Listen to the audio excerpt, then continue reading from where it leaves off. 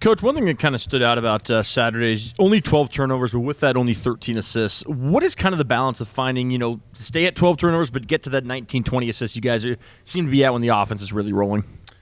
I'll be honest. I think there was a lot of positives from the offensive side of the ball versus St. Mary's, and the 12 turnovers is a huge number against a team like that really is aggressive on the ball. They're top 10 and top 20 in the country in taking away assists, and so you look at the numbers. I want to say we had the most efficient game against St. Mary's all year, and most points against them in the last couple of years. And so offensively, there's a lot of positives. There's a couple of things we got to fix, especially late game execution.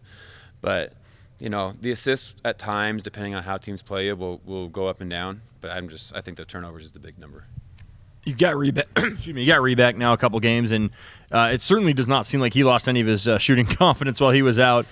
Just how much does that kind of give you a boost off the bench, knowing that you've got a guy who can shoot, but not just that, but a guy with some experience in shooting at this level? Yeah, I think shooting is a key part of our offense, and to have another guy on the perimeter that can really space it is huge for our cutting and for our dribble drive stuff. And he missed some time. Like he missed some of the fall with an injury. He missed a lot of the season with an injury, and so it's going to take a little bit of time for him to get his rhythm as far as finding where his shots are coming from. It's nice to have that Santa Clara game where the scout may not be quite as good, and so now he's finding his rhythm, finding where he's going to get his shots, and if he gets the ball without a hand up, it's automatic. He's one of the best shooters I've coached. Thinking Thursday for Zay, maybe? Still waiting. We'll see. Obviously, with Pacific and San Francisco, they both had players that kind of went off, at least in the first half for USF. What can you learn about limiting, the Lamar Washingtons of the world that you from what you experienced previously? Yeah, I think throwing different coverages at them, and I think we're more prepared for that now. We didn't have that. Some of these looks in to the level of detail that we needed them in both those games, and just experience. The only way to get experience is to get experience, and I think our guys went through that. They kind of learned a few things, and hopefully we can do a better job on those two players this weekend. Let's recap in the San Francisco game. I believe it was Thomas, right? Had a great first half, but then you limited in I think 7 in the second half. Do you remember the adjustments that were made, and kind of what were the takeaways that you saw from your guys in that moment?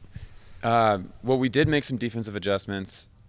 We really didn't get to use them as much as we wanted to, because the real adjustment was we got them in foul trouble and kind of took them out of the game with that. And I do think we did some stuff with the ball screens and strengthen the floor a little bit more when you did have the ball, but for the most part it was kind of just taking them off the floor. When you look at a team like this that's so many new faces, a lot of people getting used to each other, maybe still after several months, what kind of is your gauge on just kind of effort and focus, and especially at this part of the season where there's a lot of things popping up and maybe some challenges coming up? The effort's there. I mean, these kids work their tails off. They're fighting for it. It takes time. It's a heck of a league that we're playing in. And I just think to build consistency is the hardest thing in a I want to say college basketball program, but probably at any level to build consistency, because the other teams are trying too.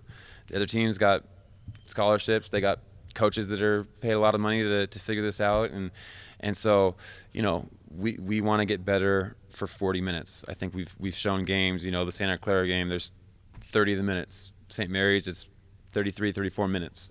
Can we get this thing to 40 minutes of a little more consistency? And I think that's the step we're looking to take. When you get another crack at a guy that gave you 40 the last time, is it get the ball out of his hands, or is it playing better on-ball defense, or what's kind of the key to limiting him? A little bit of both. He got rhythm early with a couple breakdowns, and when you let a player like Washington or Thomas get rhythm early, that's where it really starts to become difficult. The basket gets bigger for him, and so obviously initially we got to do a better job. We got to throw a few things to try to break that. But kind of everything, we got to have a couple schemes. We got to do better on the ball. We got to do better as far as not letting him get out in transition, and we got to kind of just do a few of those deals. Yeah.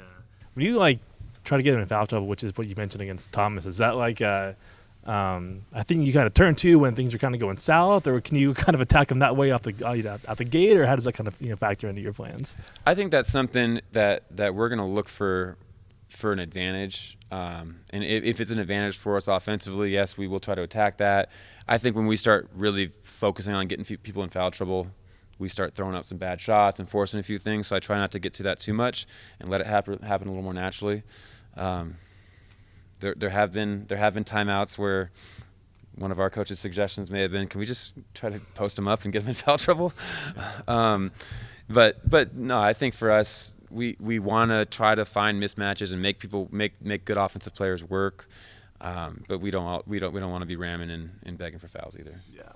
I'm curious about just the mental fortitude that you try to instill in these guys. You mentioned the other day that is something you feel like you can kind of instill in the middle of a season like this. Like, what do you think that kind of like those issues come from, and what can you do to kind of turn that around in the middle of a season like this? Well, I think development as far as individual and team development gets talked about a lot in the off season, and I think that's something that we try to push throughout the season. Like when you look at individual skill development, most teams just do individual workouts spring and summer. We do them. We did some skill work this morning with our guys. We did some skill work yesterday or the other day with our, like, every day we have a practice, we're going to get some individual work, we're going to get some skill work. And so I think that same mindset carries to the, can you develop mental fortitude throughout the year? Yes. You get tougher by doing tough things. We just had a tough practice. We made it really difficult. We put some constraints on people. We made people frustrated, and they had to fight through that. They had to rely on their teammates to fight through that. So I think that we built some toughness today. I think going through the St. Mary's game, like, we didn't have any I thought our mental focus, like we were trying to do the right thing, and when we're all focused on the right stuff, I think we worked to get better. We still made mistakes. We still had some stupid errors defensively and offensively, but like, we went through a tough game. We watched the film. I think we got tougher because of that. And so we're going to keep preaching that. We're going to have a growth mindset, and I think that's a skill. Last thing for me, Isaiah warmed up and then obviously didn't play. Was that the plan all along, or did something happen between then and the game that he didn't end up playing? No, he just wasn't cleared for live play. And when it comes to fostering an environment where a lot of players are comfortable speaking up, do you feel like you've been able to establish that? And kind of what's the next steps to maybe when players need to speak up or share ideas? What's your approach to that? Can you say the first part again? Sorry. Oh, is it a priority for you to create an environment where players can speak up after practice? Oh, yeah, for sure. I think that's something that since I first became a head coach, I've really wanted our huddles. I want our film sessions. Anytime that we're talking, I want it to be, no one talking for more than 30 seconds. I want other people to be able to contribute, because the reality is, I don't think I'm gonna go out coach another head coach. I don't think my players are gonna go win one-on-one individual battles. That's not what we're gonna rely on. We're gonna rely on each other. We're gonna rely on the 4 or 5 coaches that we have, the 5 guys on the floor, the 8 guys on the bench. If we can have a hive mind or whatever you want to call it, and really be thinking through all of us, I think we can outthink, we can outwork, we can scheme these other teams. And so we talk. Our guys are comfortable speaking. Our film sessions are very interactive, and sometimes guys say wild stuff, and it's better to kind of know what they're thinking and what reality is. And there's pros and cons to that, but it's a big key to what we do. Just kind of looking at Pacific, when you guys played them last time, obviously, I think maybe some of the game plan got altered when Ralph went out in the first 30 seconds, and that opened things for Washington, Krivokapic. Does that change any way that you prepare now, knowing that, it's going to be a little bit different from when you saw them the first time, just because their leading scorer, played one possession? Yeah, I think it's something that we just had to adjust. He's not like he's just a one-dimensional player that we can really key on. He can shoot, he can pass, he can dribble. And I just think, like, it's going to be a different game. They have a heck of a coach that's going to put together a different game plan. And we just got to really just win the momentum plays. I think we did a really poor job of that in the first half of the Pacific game. I don't know how much you pay attention to it, but some of the metrics, the analytics, the Ken Palms, the Torviks kind of say that, the path to the postseason is essentially winning out in the regular season. Is that something that goes into your mentality approaching these games, or is it something that you kind of have to drown out and just realize you can only do what you can do? I think that there's so many tough things that you got to do to win games during a season. The sooner you figure out that you just got to focus on the next one, the better. And I probably do a bad job of this early in the season of talking about the NCAA tournament too much. And we just got to go 1-0, and we're 2 games out of second. I think this is a league that probably gets three teams. We just got to keep plugging away. We got to win. We got to find a way to win this game on Thursday, and let's go see where we're at. You mentioned that you put some constraints on guys, or kind of made a point to kind of frustrate them to kind of test their mental fortitude. Like what does that all mean, or kind of look like in practice? I think you change the scoring. You change if we're going to emphasize not letting guys get to the paint, well, let's take away a point if you let the other team get to the paint. If we're trying to emphasize offensive rebounds, let's add a point if you get an offensive board. There's little ways like that. I think we'll shorten the floor in different ways if we're trying to play out of a certain area.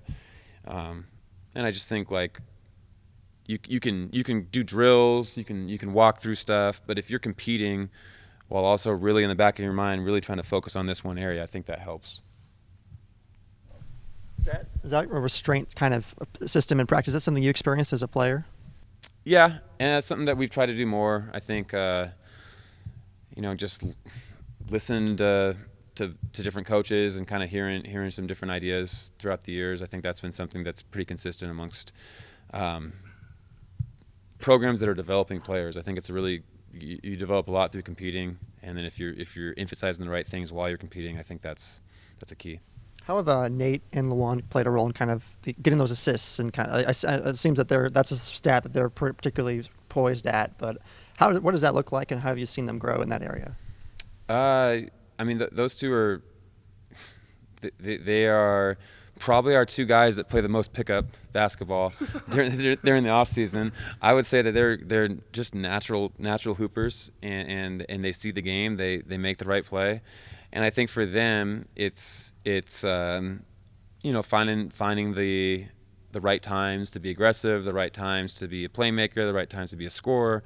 And in our offense, is not easy. It's not just I'm not giving them a one spot to make one decision. They're really getting a lot of chances to be creative. And so I think that they're growing, and they've done a pretty dang good job of it this year.